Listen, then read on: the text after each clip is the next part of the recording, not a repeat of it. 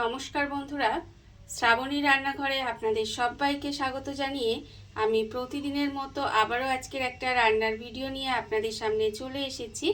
আজকের আমি আপনাদের রাজকীয় স্বাদের একটা মাটন কারির রেসিপি বানিয়ে দেখাবো। আশা করি আপনাদের ভালো লাগবে।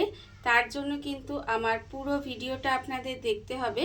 আর দেখা শুরু করার আগে একটা লাইক দেবেন, ভিডিওটা সম্পূর্ণ দেখে সুন্দর একটা কমেন্ট করবেন আর শেয়ার করতে ভুলবেন না। তাহলে চলুন আজকের আমি এই মাটন কারির রেসিপিটা কিভাবে বানাচ্ছি সেটা আপনারা একবার দেখে নিন। রান্নাটা করার জন্য প্রথমে আমি এখানে দেখুন 1 কিলো মাটন খুব ভালো করে ধুয়ে পরিষ্কার করে নিয়ে চলে এসেছি। এবার মাটনটা আমি ম্যারিনেট করব। তার জন্য আমি এখানে দিয়ে দিচ্ছি দেখুন টক দই। এখানে কিন্তু বড় চামচের 2 চামচ পরিমাণে টক দই দিয়ে দিলাম। এবার আমি এর মধ্যে দিয়ে দেব দেখুন এখানে আমি রেখেছি আন্দাজ মতো নুন, হলুদ গুঁড়ো, লঙ্কার গুঁড়ো আর জিরের গুঁড়ো। এই সমস্ত মশলাগুলোও আমি এর মধ্যে দিয়ে দিলাম। আর আমি এর মধ্যে দিয়ে দেব সর্ষের তেল। এখানে কিন্তু আমি ওপর থেকে একটু সর্ষের তেল দিয়ে দিলাম। দিয়ে এবার এটাকে খুব ভালোভাবে একটু মেখে নেব।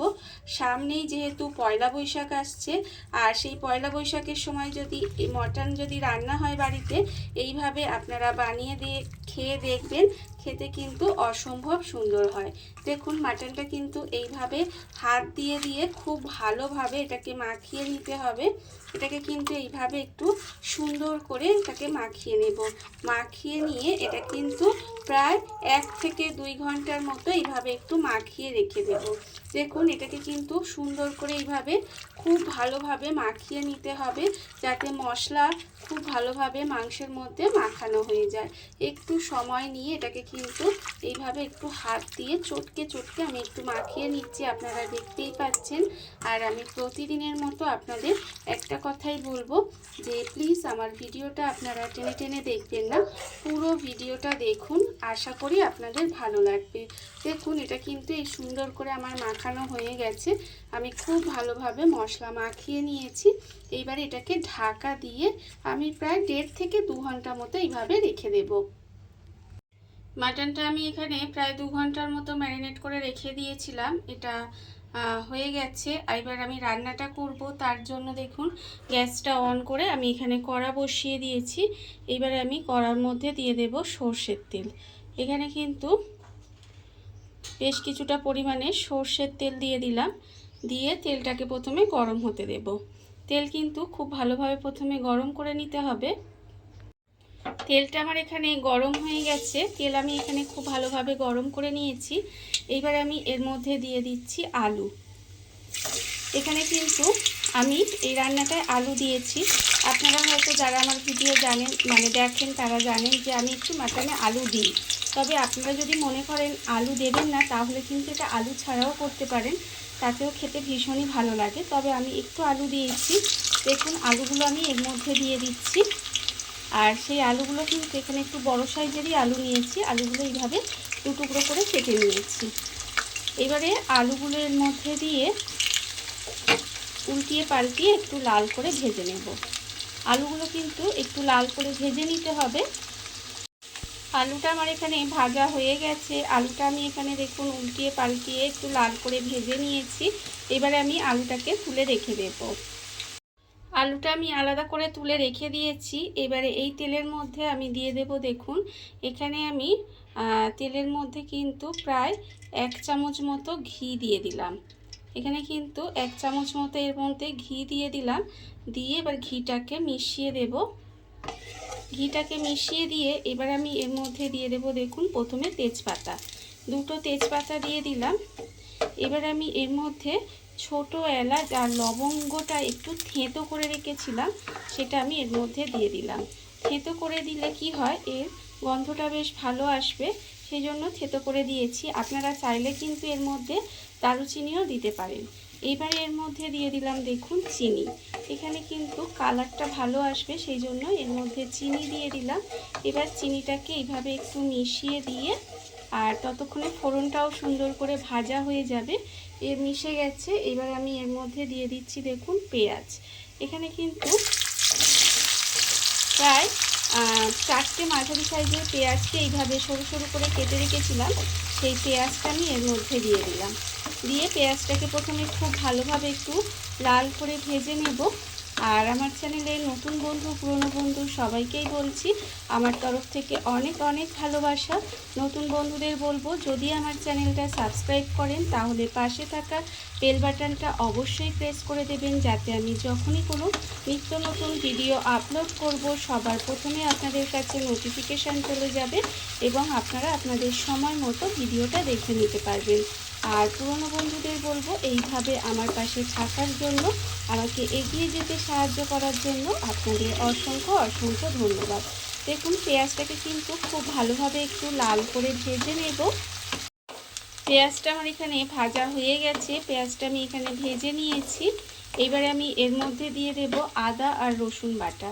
এখানে আদা রসুন বাটা আমি রেখে দিয়েছি, সেই আদা রসুন বাটাটা এর মধ্যে দিয়ে দিলাম। আদা রসুন বাটাটা দিয়ে এবারে এর সঙ্গে একটু সময় ভালো করে কষিয়ে নেব। দেখুন ভাজা পেঁয়াজের সঙ্গে কিন্তু এই মশলাটা একটু কষিয়ে নিতে হবে, যাতে এর যে কাঁচা গন্ধ আছে সেটা চলে যায়। আদা রসুনটা দিয়ে দেখুন ভালো করে কষিয়ে নিয়েছি, এর ফলে এর যে কাঁচা গন্ধটা সেটা চলে গেছে। এইবার আমি এর মধ্যে দিয়ে দেব এই যে মাটনটা আমি আগে থেকে ম্যারিনেট করে রেখেছিলাম, সেই মাটনটা কিন্তু এর মধ্যে দিয়ে দিলাম। দিয়ে এবারে এটাকে খুব ভালোভাবে কিন্তু মশলার সঙ্গে একটু সময় কষিয়ে নেব। একটু সময় নিয়ে কিন্তু এটাকে খুব ভালোভাবে একটু কষিয়ে নিতে হবে। মাংসটা আমার এখানে আস্তে আস্তে কষানো হয়ে যাচ্ছে, আর এখানে দেখুন মাংস থেকে কিন্তু কালারটা মানে কষাতে কষাতে কালারটা কিন্তু চেঞ্জ হয়ে আসছে, দেখতেই পাচ্ছেন। এইবারে দেখুন আমি কিন্তু এই সময় দিয়ে দেব, এখানে আমি রেখেছি এখানে 4-5টা কাজু আর অল্প একটু আমি পোস্ত একটু বেটে রেখেছি, সেইটা কিন্তু এর মধ্যে দিয়ে দিলাম। সেটা দিয়েও কিন্তু এবারে এটাকে ভালো করে গ্যাসটাকে লোতে দিয়ে দেবেন, দিয়ে ভালোভাবে কষাতে হবে। এটাকে কিন্তু আরেকটু সময় ভালো করে কষিয়ে নেব। কাজু পোস্তটা দিয়েও কিন্তু সুন্দর করে কষিয়ে নিয়েছি। এইবারে আমি এর মধ্যে দিয়ে দিচ্ছি দেখুন আলু।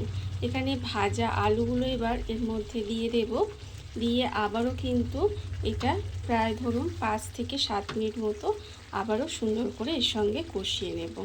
আলুটা দিয়েও কিন্তু খুব ভালোভাবে কষিয়ে নিতে হবে। মাংসটা আমার এখানে দেখুন সুন্দর করে কষানো হয়ে গেছে, মাংস থেকে তেলও ছেড়ে দিয়েছে। এইবারে আমি এর মধ্যে দিয়ে দেব গরম জল। এখানে কিন্তু অবশ্যই করে গরম জলই দেবেন। এখানে গরম জলটা দিয়ে দিচ্ছি। মাংসটা সেদ্ধ হওয়ার মতো এখানে গরম জল দিয়ে দিলাম। দিয়ে এবার এটাকে আপনারা চাইলে প্রেসার কুকারেও রান্না করতে পারেন, আবার কড়াতেও এইভাবে একটু সময় নিয়ে, একটু সময় লাগবে ঠিক কথাই, একটু সময় নিয়ে কড়াতেও কিন্তু রান্নাটা করতে পারেন। আমি এখানে কড়াতেই করব। দেখুন এইভাবে ঢাকা দিয়ে গ্যাসটাকে লোতে দিয়ে একটু সময় রান্না হতে দেব। গ্যাসটাকে লোতে দিয়ে ঢাকা দিয়ে আমি প্রায় 45 মিনিট এইভাবে একটু ঢেকে রান্না হতে দিয়েছিলাম। এর ফলে আমি আপনাদের দেখাচ্ছি দেখুন, এই দেখুন মাংস তো নরম হয়ে গেছে, আলুও কিন্তু এখানে নরম হয়ে গেছে, দেখতেই পাচ্ছেন এখানে কিন্তু আলুও নরম হয়ে গেছে। এরকম কিন্তু আমি একটু মাখো মাখো করেছি, মানে একটু গ্রেভি গ্রেভি থাকবে, এরকমই কিন্তু আমাদের বাড়িতে খেতে পছন্দ করে। তবে আপনারা যদি মনে করেন যে এটা আরও একটু মাখো মাখো করবেন, তাহলে কিন্তু আপনারা এই গ্রেভিটা একটু শুকনো শুকনো করে নেবেন, তাহলেই হবে। আর আমি এখানে প্রথমেই যেহেতু ঘি আর গোটা গরম মশলা থেতো করে দিয়েছিলাম, তাই আর শেষে ঘি গরম মশলাটা দিলাম না। আপনারা চাইলে কিন্তু, আমার রান্না হয়ে গেছে দেখতেই পাচ্ছেন, নামানোর সময় কিন্তু একটু ঘি গরম মশলা দিয়ে দেবেন, তাতে খেতে কিন্তু আরও বেশি ভালো লাগবে। দেখুন রান্না আমার একেবারে রেডি হয়ে গেছে।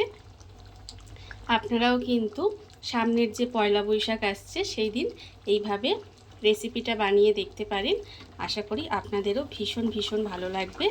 আর এই ভিডিওটা যদি আপনাদের ভালো লেগে থাকে, আপনারা আমার চ্যানেলটা সাবস্ক্রাইব করে এইভাবে আমার পাশে থেকে যেতে পারেন। দেখুন গ্যাস আমি অফ করে দিয়েছি। আজকের ভিডিওটা এই পর্যন্ত। আমার মাটন কারি রেডি হয়ে গেছে। আজকের ভিডিওটা এই পর্যন্তই। নমস্কার।